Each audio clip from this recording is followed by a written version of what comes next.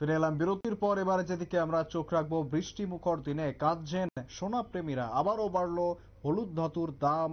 উৎসবের আগেই ফের আমজনতার কপালে ভাঁজ ফেলে বাড়লো হলুদ এবং রূপোর হলুদ ধাতু এবং রূপোর দাম। টানা দাম বৃদ্ধিতে রীতিমতো অস্বস্তিতে বিনিয়োগকারীরা। আমরা জানবো বর্তমানে ঠিক কি অবস্থা রয়েছে। আমাদের সঙ্গে রয়েছেন আমাদের প্রতিনিধি অঙ্কিতা। অঙ্কিতা, ঠিক কি জানা যাচ্ছে, কত দাম বাড়লো?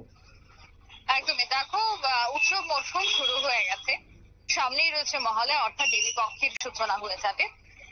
তারই আগে রীতিমতো হলুদ ধাতু কিন্তু অস্বস্তিতে ফিরেছে মধ্যবিত্ত থেকে শুরু করে প্রত্যেকের মনে। কারণ আমরা প্রত্যেকেই জানি যে উৎসব মানেই জামা কাপড় কেনা, উৎসব মানেই সোনার দোকানে ভিড় জমানো বা হলুদ ধাতু কেনা, স্বর্ণালংকার গহনা পরা, তার একটা কিন্তু আলাদা আমেজ দেখা যায় বা একটা চাহিদা দেখা যায় এই উৎসব মরশুমে। কিন্তু হঠাৎই বেশ কয়েকদিন যাবত এই হলুদ ধাতুর দাম কিন্তু ঊর্ধ্বমুখী।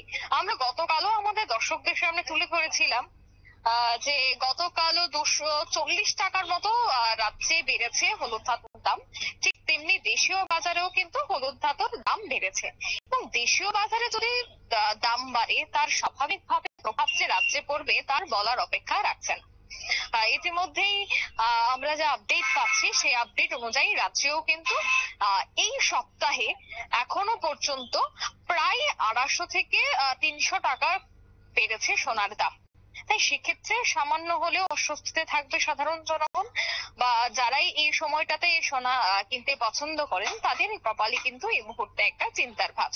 অবশ্যই আমি গ্রাহকের কথা বলবো না, আমি বিক্রেতাদের কথাও বলবো। কারণ এই সময়টাতেই প্রচুর কেনাকাটা হয় এবং সামনেই রয়েছে বিয়ের মরশুম, অর্থাৎ নভেম্বর থেকে টানা ফেব্রুয়ারি পর্যন্ত থাকছে বিয়ের মরশুম।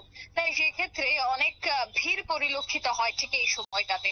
কিন্তু এখন যেহেতু চড়চড়িয়ে দাম বাড়তে শুরু করেছে, সেক্ষেত্রে বিক্রেতাদের মধ্যেও একটা চিন্তার ভাঁজ রয়েছে যে আগামীতে এই উৎসব মরশুমে এবং বিয়ের কেনাকাটাতেও সামান্য হলেও ভাটা পড়বে। এবং যে খবর আমরা বারবার তুলে ধরছিলাম যে জিএসটিতেও কিন্তু সামান্য বদল, অর্থাৎ জিএসটি শতাংশ বেড়েছে, তার প্রভাব অবশ্যই পড়বে হলুদ ধাতুর ক্ষেত্রে। এবং তাই হলো, দেখা যাচ্ছে যে এই সপ্তাহের প্রতিনিয়ত দাম বাড়তেই শুরু করেছে। এছাড়া আমরা বাজেটের পর দেখেছিলাম যে সোনার দামে একটা বিস্তর ফারাক, অনেকটাই পতন হয়। তারপর আবারও দেখা যায় জিএসটি বাড়ানো হয়। আর তার ফলে আবার যে সোনার দামের বৃদ্ধি এবং আগামীতেও আরো হতে পারে এমন একটা আশঙ্কা কিন্তু রয়েছে। অন্যদিকে যারা শিল্পপতিরা রয়েছে বা যারা বিনিয়োগকারীরা রয়েছে, বিনিয়োগ করে থাকেন, তাদের এতদিন পর্যন্ত একটা লক্ষ্মী লাভ হয়েছে। কিন্তু এখন যেহেতু সোনার দাম বাড়ছে, তাই সেক্ষেত্রে ইনভেস্ট করার দিকেও একটু চিন্তা ভাবনা করতে হচ্ছে। যাই হোক, সামনে উৎসব মরশুম রয়েছে।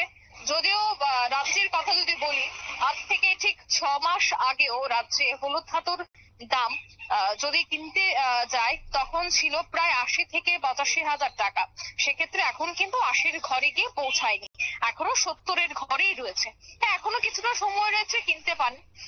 তবে আগামী কয়েকদিনে আরো যে বাড়তে পারে তার আশঙ্কা কিন্তু এখন থেকেই পাওয়া যাচ্ছে শিল্পীদের পক্ষ থেকে। শুভেন্দু।